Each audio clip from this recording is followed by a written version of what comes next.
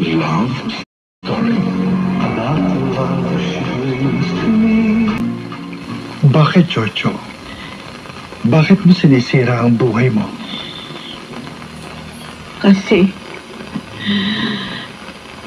first time sa buhay ko, may nagmalasakit sa akin. May tumulong sa akin na wala hinihingi kapalit.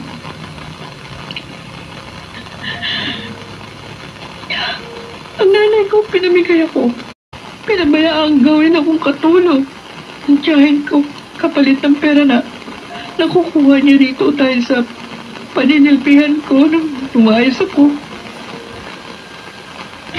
Napunta ako kay Mama Sandy.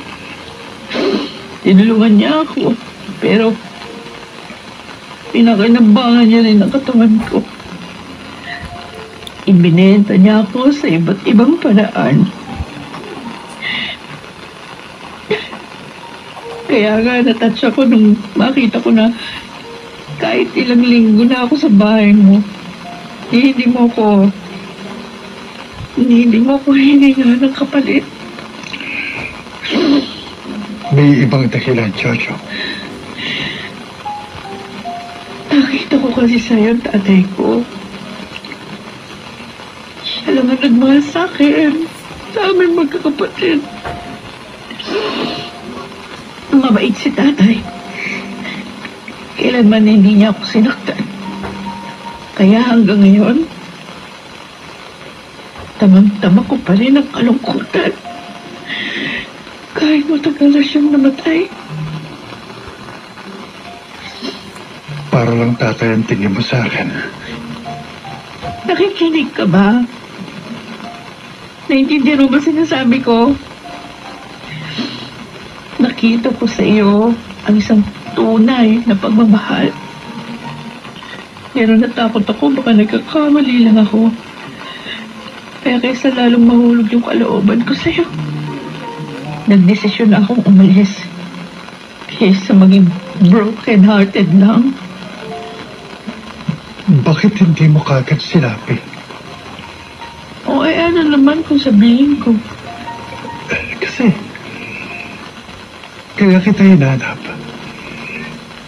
Dahil hindi kita makalimutan. Dahil totoo ang nararamdaman mo. Hindi lang ako basta nagmamalasakit, kundi talagang nagmamahal. Sa'yo. Sir Albert.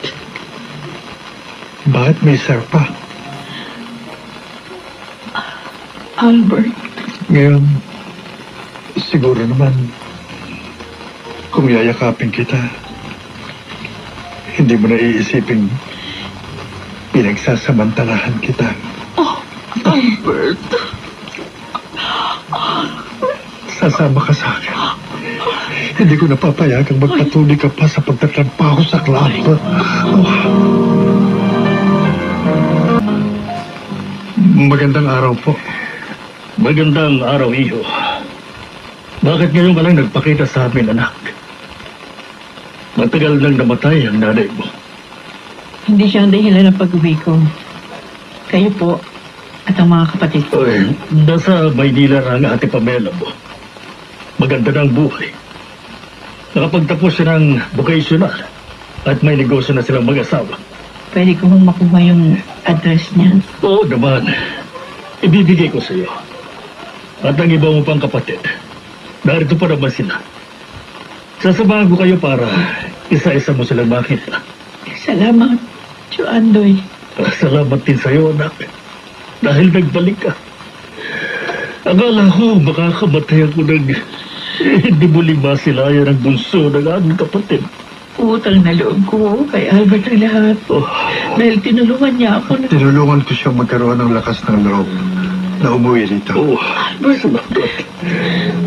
Hindi na nila kailangan malaman ang lahat. Sapat na ang pag-uwi mo rito. Makumpleto na ang pagkatao mo.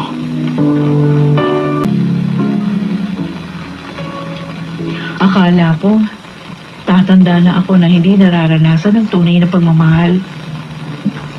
Ngayon lang ba talaga may nagmalasakit sa'yo ng totoo? Oo. Oo, Albert. At ikaw ang ibinigay sa akin ng langit. Bigay ka rin sa akin ng langit, Jojo. At tandaan mo, mahal kita, Jojo. Mahal din kita, Albert. Oh, At ikaw lamang. Ikaw lamang sa buhay ko.